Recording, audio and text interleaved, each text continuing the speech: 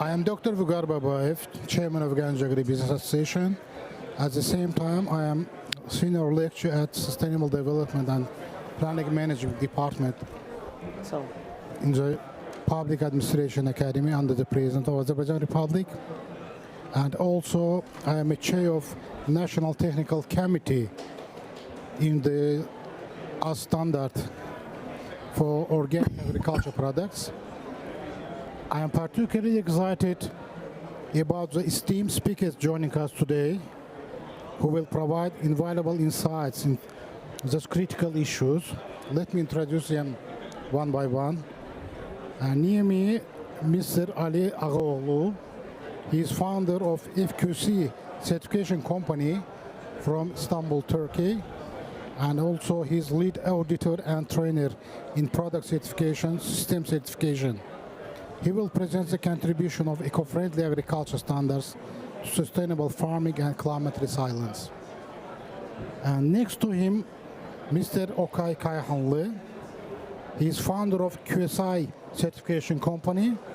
At the same time, he is European Union's lead verifier for MRV and expert and trainer appointed by the European Union and Turkey on ISO different standards. Also, he will share his expertise on how international water standards can improve resource efficiency and agriculture productivity. And finally, our dear speaker is Dr. Rauf Asadullayev. He is Deputy Director of Research Institute of Viticulture and Winemaking under the Ministry of Agriculture of the Republic of Azerbaijan. He is Vice Chair of National Technical Committee, Assistant TC22 on viticulture and winemaking products. He will present on sustainable practice in viticulture and the crucial role of water management in agriculture. Today's session focuses on two critical pillars of sustainability. First is ensuring access to clean water, and second one is fostering organic agriculture practice. The significant role of standards in clean water and organic agriculture, focusing on the impact on public health, environmental sustainability, and ecosystem well-being. And we'll discuss about below questions: how do eco-friendly agriculture standards contribute to climate resilience? How can clean water maintain soil fertility and support agricultural productivity? And finally, how can the economy and society benefit from clean water and organic agriculture production? But before we delve into our discussion, I would like to take a few moments to share the inspiring journey to our organic agriculture movement in Azerbaijan. For the last 25 years, the organic movement in Azerbaijan began during the late 90s, a time of significant transformation for our agriculture sector. With the transition from collective to individual farming systems, farmers faced immense challenges, including resource limitations and environmental degradation. It was during this pivotal times that ecological farming emerged as a beacon of hope. Organic agriculture, introduced in 1998, provides a sustainable model that not only preserved the environment but also offered economic benefits to struggling farmers. In 2002, Ganja Agribusiness Association became the member of International Federation of Organic Agriculture Movement, and from this time in Azerbaijan started different international projects supported by different international organizations like UNDP, European Union, and others. In 2006, we established the first environmental and soil quality monitoring laboratory. All of the action was done together with Azerbaijan State Agriculture University. And in 2009 already, we have established Organic Agriculture Journal, the first publication of its kind in Azerbaijan. Especially, I would like to emphasize the year 2008, when the organic law in Azerbaijan was adopted by Parliament and signed decree by the President. And finally, In 2021, they established a technical committee on the standardization of organic agriculture product within the standards, Institute of Standardization in Azerbaijan. And I am happy to inform that almost 2 years ago, we signed and approved the national standards of organic agriculture production, which exist, and now we continue to develop an applicable approach to develop the mechanism of application of the standards in our country. This is little journey to the history of the organic agriculture, and now slowly I would like to pass the chance to my colleague, Mr. Ali Aloglu, and I would like to ask him how do eco-friendly agriculture standards contribute to climate resilience. Please, Mr. Aloglu, it's your turn.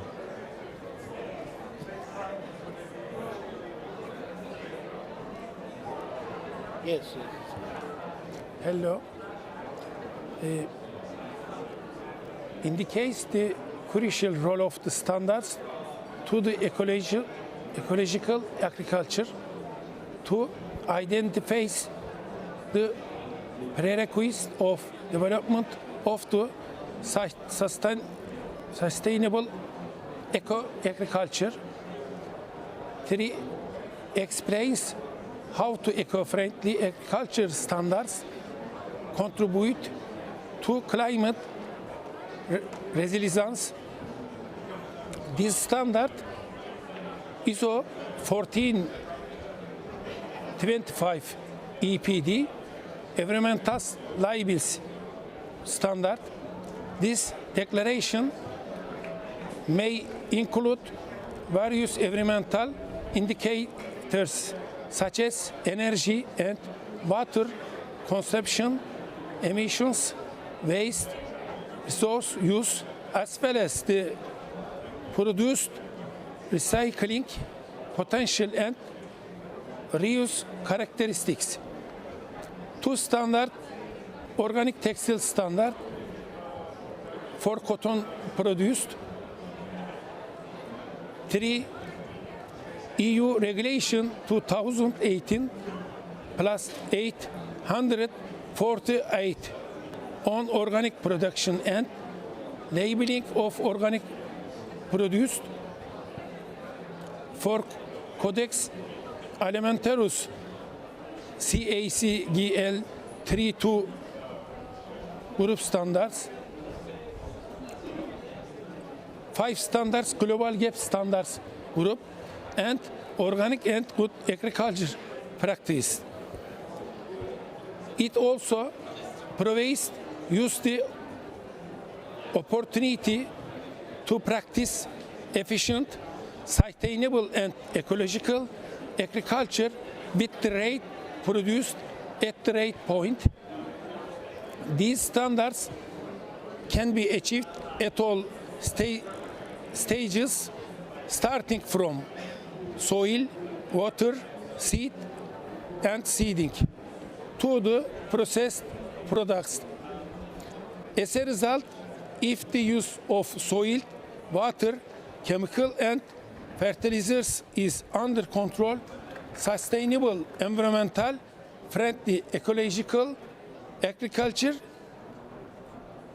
can be achieved. Thank you very much, Mr. Ağoğlu. I would remind you that at the end of our session, we'll have the chance for the questions from audience and from live stream as well. And now I want to pass the turn to my colleague, Mr. Okay Kayhanlı, and would like to ask him to start from the question. Tell us, please, Mr. Kayhanlı, how the standards in the clean water on efficient water consumption in organization which apply it? Okay. Thank you very much. When we come to here in Azerbaijan, in my country, in Turkey, lots of people, lots of producers who sell their products to European Union, asking them what's happening in the world about climate change, what's the carbon footprint, what is water footprint. Everybody asking by myself. Yes, climate change is really biggest problem in the world. And now I want to ask you two questions. Do you know how many words do we need in 2050? We have 25 years. Within the 25 years, how many words do we need? Do you know? 3. Yes, we need 3 words. I know one here, but we have to find the other 2. Okay, second question. How much waste material are produced in a day in the world? Yes, let me say 10 million. 10 million. 10 million waste material every day.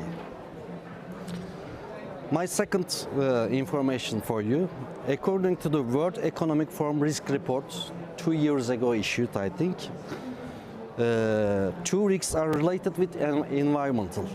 First one, climate action issues. Second one, extreme weather events. So, something happened in the world. It's very clear. Because of that, we are in here now.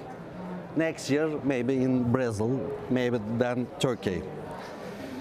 So, what have people done for climate change last 50 years? What we do for climate change? In 1972, United Nations Stockholm Conference, 1967 Kyoto Protocol. Everybody knows Kyoto Protocol, I think. GRI standard issued, 2000 UN Global Compact, 2016 Paris Climate Agreement, and finally 2021 Europe Green Deal. I think everybody knows Europe Green Deal also. But studies on climate change until 2021 were not effective enough in the world. Okay, what happened in 2021 in the world after the European Union? First, a document called Fit for 55, which includes the CBAM regulation, was published in European Union 3 years ago. Important steps have been taken regarding climate change due to sanctions included in these documents. First, countries set net zero targets. Then big companies give the net zero targets. Also, new standards come in our life. These studies will have a positive impact on the climate change. Climate change is not only weather. It's also water crisis. It's not just carbon footprint. It's also water crisis. If global warming cannot be prevented in year 2100, 120 million people will be affected by floods annually. Do you think too much? 2 billion people will suffer from water security. So, people need water for drinking and sanitation, and all plants and animals need water to survive. Water also supports agriculture, energy production, navigation, manufacturing, and many things in our life. Also, ISO standards came in our life after this position, and ISO published new standards for water management. One of these standards is ISO 14601 water efficiency management system standard published 4 years ago. Water efficiency management system and international standards designed to improve water management process of the companies. And when we examine the standards, we see many important benefits. First one, water saving. In the standards, we show us water saving, how we water save by optimizing water use. Second one, sustainability. The standard promotes the sustainable management of water research. Third one, legal compliance. Fourth one, cost reduction. Yes, it's very important now. Effective management of water consumption reduce operation cost. It will affect our operation costs. Employee awareness, training and practice on water management increase employees' awareness and environmental issues. The last one is innovation. The standards challenge organizations to improve their water management process in innovative ways.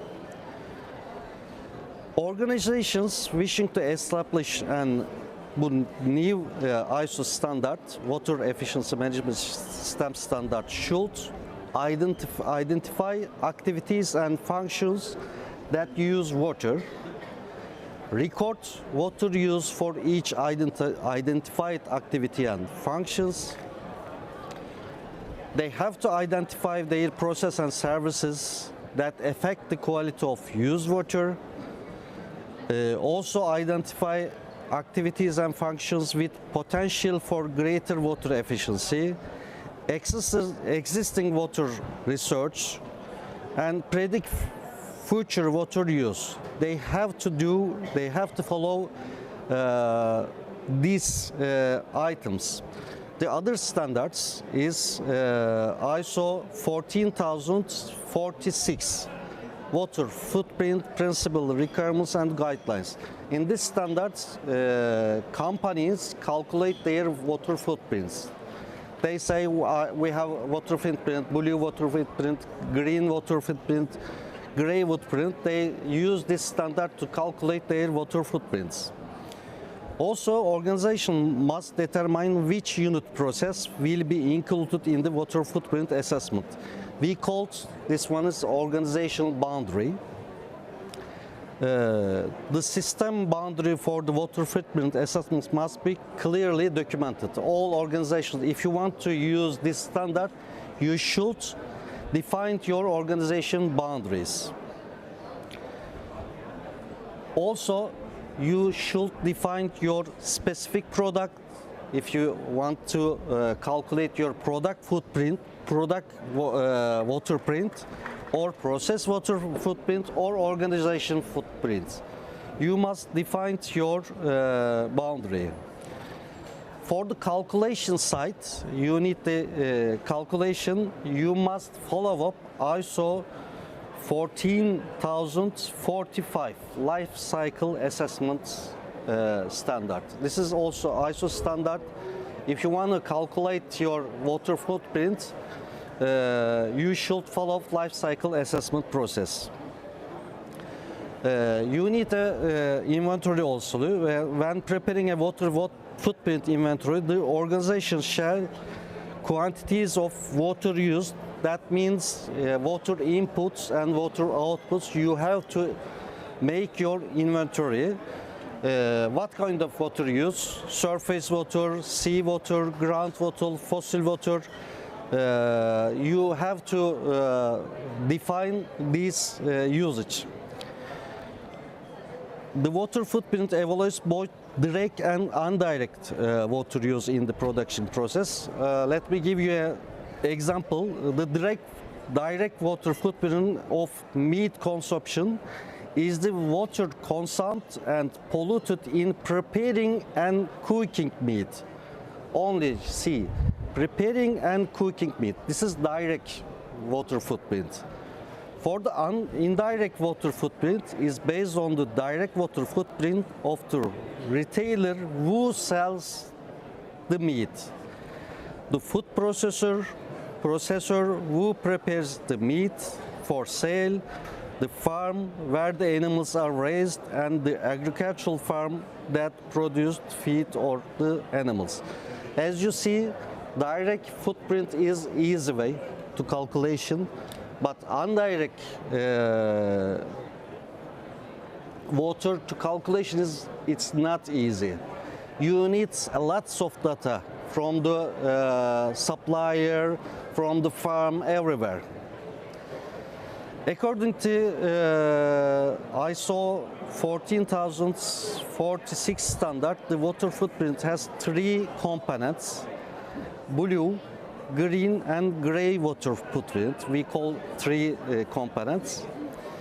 The blue water footprint is the total volume of fresh surface and groundwater needed to produce a commodity. Consumption of drinking water, irrigation water, and industrial water can be considered as blue water footprint. Green water footprint is the total volume of rainwater. And last one, gray water footprint is the amount of fresh water required to assimilate pollutions to meet water quality standards. Thank you. Thank you very much, Mr. Kayhanlı. If you don't mind, I would like to add a few moments which happened in the Azerbaijan last year. 3 biggest state bodies combined together and formatted national agencies of water sources, and I think the big task in front of them, because can you imagine almost 50% of the water, drinkable water, is losing before achieving the final consumer in Azerbaijan.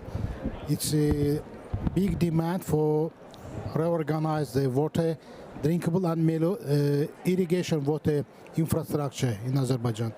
And also I would remind, just a few weeks ago we saw what's happened in Spain during the water floods. Something little bit also looks like happened in Baku in Azerbaijan as well. And next turn, I would like to apply to Mr. Rauf Asadullayev. You know that viticulture is an important part of Azerbaijan's agriculture. As elsewhere in the world, our country is also seeing an increase in the need for irrigation water due to the climate change. Mr. Asadullayev, please tell us how this factor affects the quality of products and the compliance with current standards. Is there a need to revise or adjust standards in this regard? Thank you, Christian. First of all, I'd like to present you a brief information of the viticulture of our country. And Azerbaijan, not only Azerbaijan, but our region, Caucasus and northern Iran and eastern part of Turkey. This region is one of the cradles, one of the centers of grape domestication. And it's proved by several ecological findings and so on. And in our country, there are 9 climatic types of 11 existed, excepting the Arctic and tropical climate. And almost all territory of our country is suitable or very suitable for grape cultivation. And in our gene pool, grape gene pool includes about 600 varieties. It's a big number. Of them, 350, but are local ones, and others are introduced. Table and grape varieties. In the peak of development of viticulture in our country, which been in 80s of last century, the area planted by grapevines made about 285,000 hectares. It's a very large area. It's comparable with the territory of with the planting areas of the such great viticulture countries, such as, for example, France, which there are 700,000 hectares of vineyards, but France is much more great in territory. And they've been produced about 2 million tons of grapes in that time.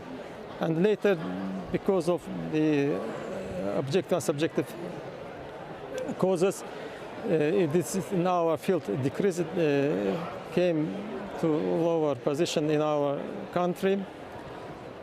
And now we try to, our government makes efforts to revive this this field. And let's change, go to main topic of this question: need of irrigation in traditional rainfed areas. Most, about 40% of our territory where they are planted grapevines are irrigated now. And moreover, the plots, the regions where they never needed irrigation. For example, in our station in the Shamakhe region, the mountainous Shirvan region, yes. Now the vineyards need some irrigation because of climate change. Yes, and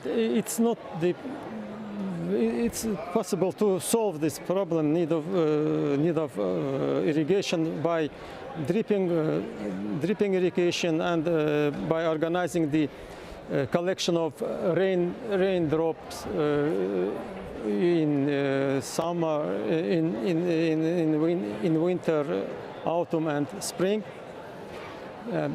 But this watering also changes the quality of grapes and consequently wine. And because of climate warming, the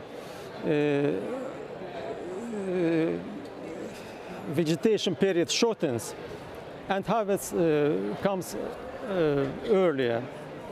And also because of the change, the grapes collect more sugar than usual, than needed. Because the sugar changes to alcohol, 1% of sugar turns to 0.65% of alcohol. And it's good for fortified wines, for so-called muscle wines. But to get light, dry wines needed to preserve acidity in grapes. And it's a problem because with increasing the sugar content, acidity lowers. And there are some, and needs to revise the standards. Yes, there is a need because it's difficult to get the traditional product because, for example, the certain type of wine, because the chemical composition changes and it's difficult to bring it in line with the classical norm. So maybe, the grape is a multi-annual crop, and it's difficult to say, to decide, is there a need for changing standards, or so the research is needed define the necessity of making this change in standards. And also, Azerbaijan as a country is a member of the International Organization of Vin and Wine, and we contact with them closely with the legislature, including standards, and because we can't, it's not right if we make our standards separately with the other world. So we work on it, and probably it would be needed to make changes. And also there is another topic this organization keeps in mind, that labeling of the bottles. Maybe very soon there should be need to indicate the footprint or something such the topics in the labeling of the bottles. So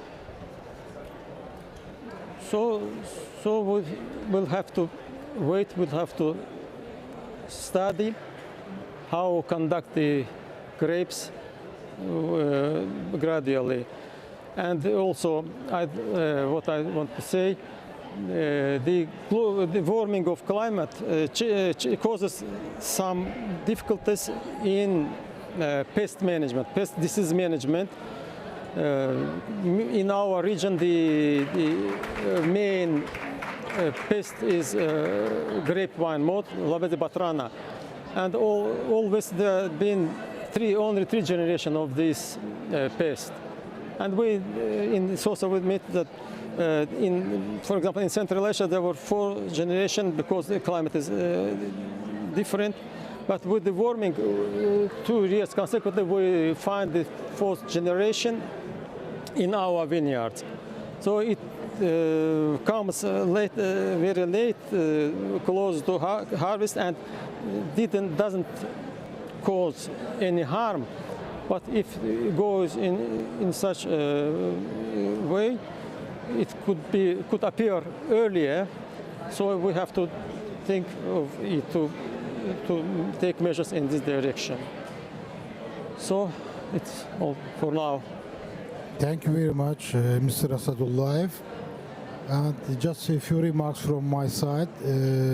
I want to inform you that Azerbaijan also is a wine exporter country, and we're exporting our wine products to European Union and even into US market under global international certification. And now I slightly would like to pass to discussion part of our session. I was preparing just a few questions to our key speakers. Maybe you don't know, I would like to say that Azerbaijan Standardization Institute adopted standards on water quality. And one of them, HZS 929-2023, drink water, hygienic requirements and quality control, which was developed with the participation of experts from World Health Organization. And my question to Mr. Kayhanlı, clean water is an important factor which is impact to all areas, including health of humanity and planet. Mr. Kayhanlı, could you please describe what drinking water standards apply in Turkey and how clean water can maintain soil fertility and support agricultural productivity? Okay. To be alive, all of need fresh air and drinking water also. And drinking water very important to be alive. In Turkey nowadays, not in Turkey, on the world, lots of things is changing. Standards, trade system, our habits, and after European Union regulations, our habits also change will very quickly. Let me give us some example. In Turkey, we have a big sector, textile sector. If you produce a textile and you paint the textile, you need lots of water. Some of them is drinking water, some of them is the other waters, and you have to use lots of water. If you continue your habits, now we have a lots of jackets. I know. Everybody has lots of jackets, t-shirts. When we see the new one, okay, let's go and let's buy. Trendyol and something like that. I know. My wife also and my child also. In the past, I remember my father is a teacher, and he has only one shirt, maybe two. If they dirty and just clean, and wear another one. This is a habits. Last 50 years, our habits changed. We say moda. And this year green, next year yellow, the coming years pink, and change everything. So now everybody says, okay, climate change is very important, so what we have to do? Okay, we have to first our habits.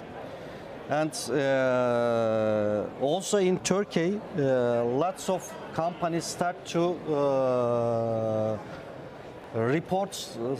start to prepare their sustainability reports, because if you want to take money from the banks, financial helps, you need this kind of reports. In this kind of reports, you have to give your carbon footprints and water footprints. You have to give these informations. Drinking water is blue water. For ISO standards, blue water, we call blue water. And it's easy to calculate blue water. How much do you use blue water? You may take the invoices from the government, and you will see the drinking water. So nowadays everybody follow their drinking water usage. In Turkey, we have two standards for the drinking water. One is published by Turkish Standard Institute, 266 water for human consumption. The other one, it's coming from European Union, regulation on water intended for human consumption. This is coming from European Union. When we checked the both regulation and standard, it's really very same, because Turkish standards take these all rules from the European Union. So it's very similar standard. The Water Framework Directive, which is part of the EU water quality sector, is the most important directive in Turkey now. Turkey set out to reach good water status by 2027, means 2 or 3 years later, at the latest, depending on the exact explanation. There is no single water and sanitation law in Turkey, and there is no single institution charged with developing policies for water supply and sanitation or for regulation the sector. Local governments very important for us, because local governments has their own rules. Local governments play a central role in the sector as a service provider in Turkey. Clean water is important for many aspects, including soil fertility and agricultural productivity. For example, prevention of soil contamination. It's very important.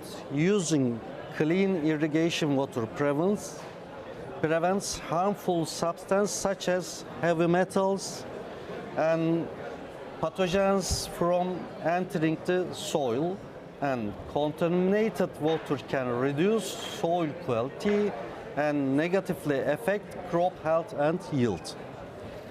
Second one, optimal high quality water facilities the absorption of nitrogens by plants, soil structure and health effects.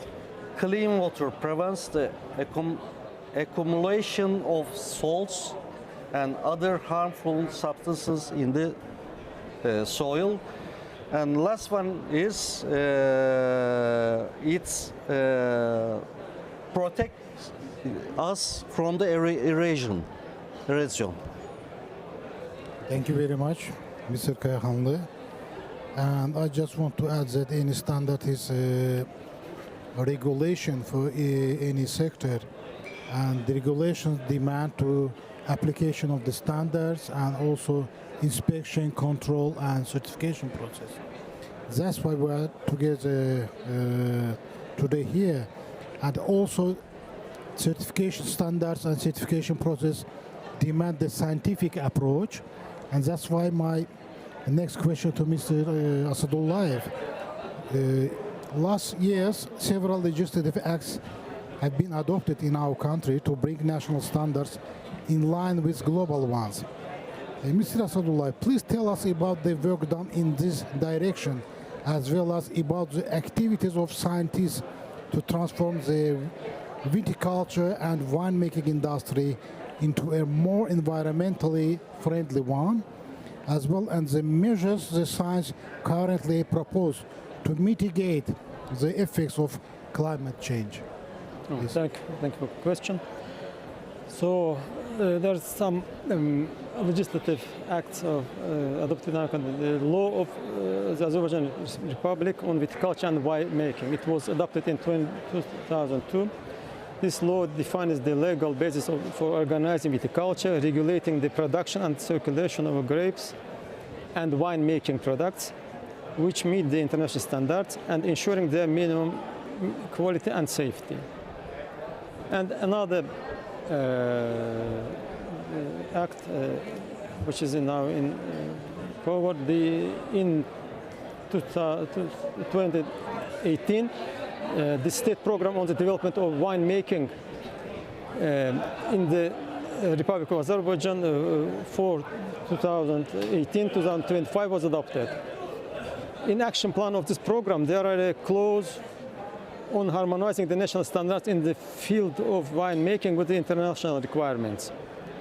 In order to accomplish this task, since 2022, in our institute, operated the technical committee standardization of viticulture and winemaking at stand TC22. This is a quite important part of the system in whole agriculture. And during the activity, we developed and approved a number of regulatory documents. I read out some of them.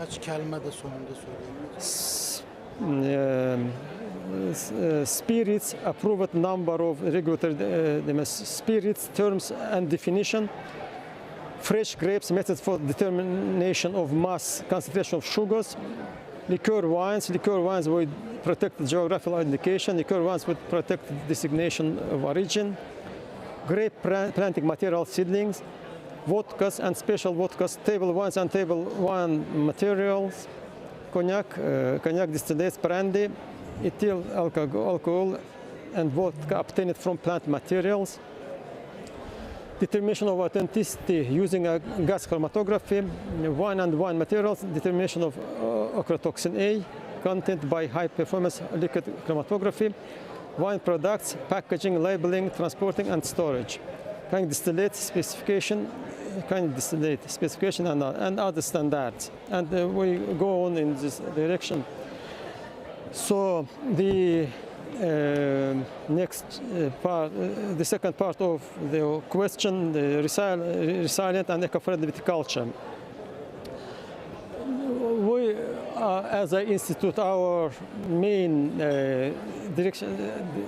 activity direction is the selection of varieties more appropriate for drought conditions. As you know, in general, the importance of drought among the stress factors makes about 25%. And in dry years, the losses can reach 50%. So our main direction is the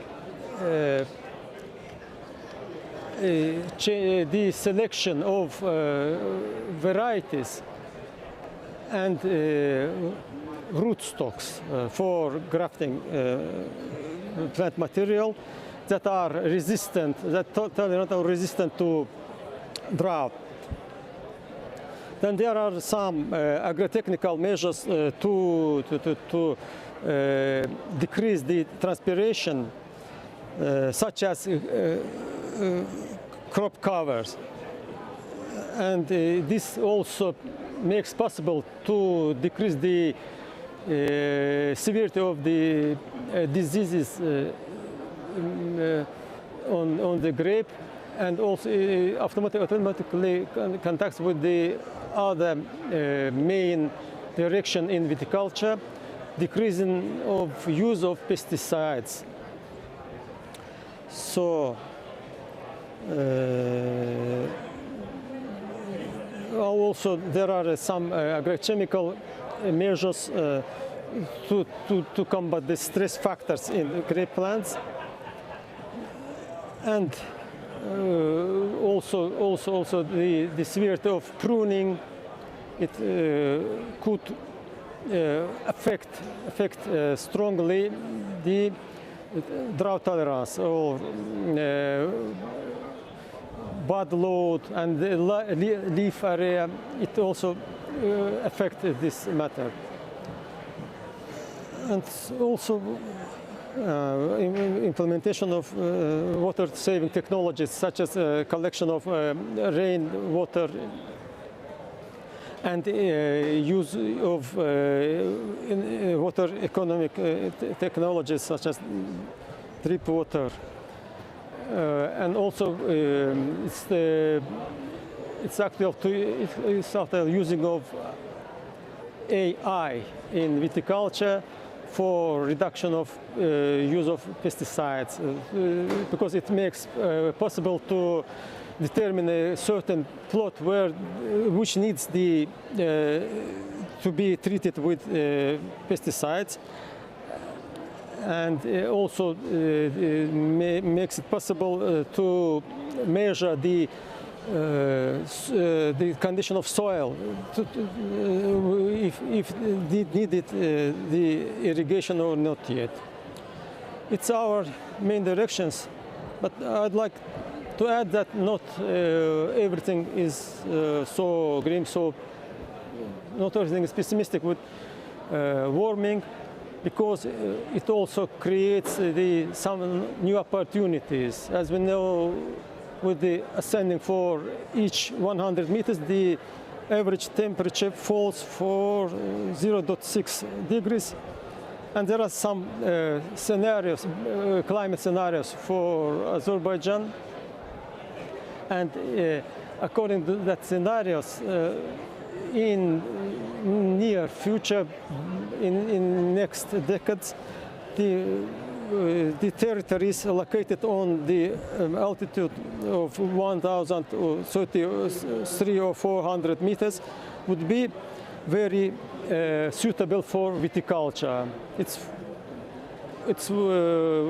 is important for us for development of mountainous territories, and of course those that were retaken under government control recently, because many of them consist of hillsides and mountains, and it also creates it's some new opportunities for viticulture.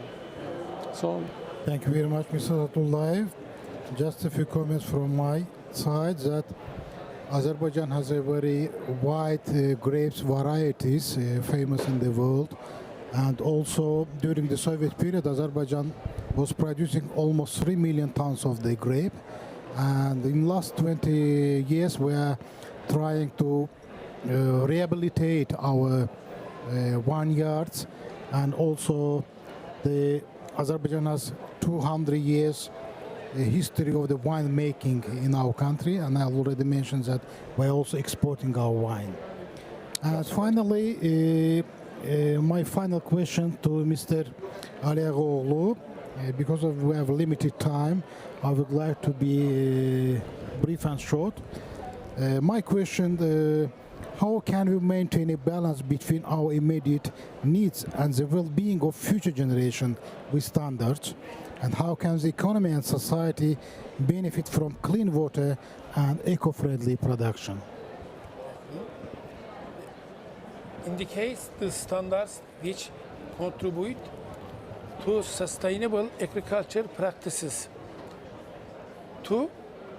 from clean water and eco-friendly production, and benefit of implementation of standards on clean water and eco-friendly production. Standards tell us the points that need to be done correctly as a guide. However, while the procedures act by focusing on instead yield, when the difficulty in economic conditions, populations increases, and need requirements are taken into consideration, pesticides and fertilizer companies can cause the procedures to be misguided in instruction. This order, considering their sales strategies. Standards alone are not sufficient for the formation of an environmentally friendly ecological agriculture structure in economic and social terms, increasing the education and control system, implementing supportive sanctions and social terms for now and for the future. This regulation should be put into practice by acting in a common language before it is too late. As a result, ecological agriculture alone is not enough. We need to strengthen a state control mechanism, as a food businesses are the continuation of agriculture. Thank you very much, Mr. Ağaoğlu. Regarding the organic agriculture, I would like to share with you happy news that we have initiated the Organic Karabakh project for the liberated territory in Azerbaijan, and I hope soon we have will be ready to export organic food from Organic Karabakh to over the world. Thank you very much, all the speakers, and now the turn for the questions from the audience or from the live stream, please.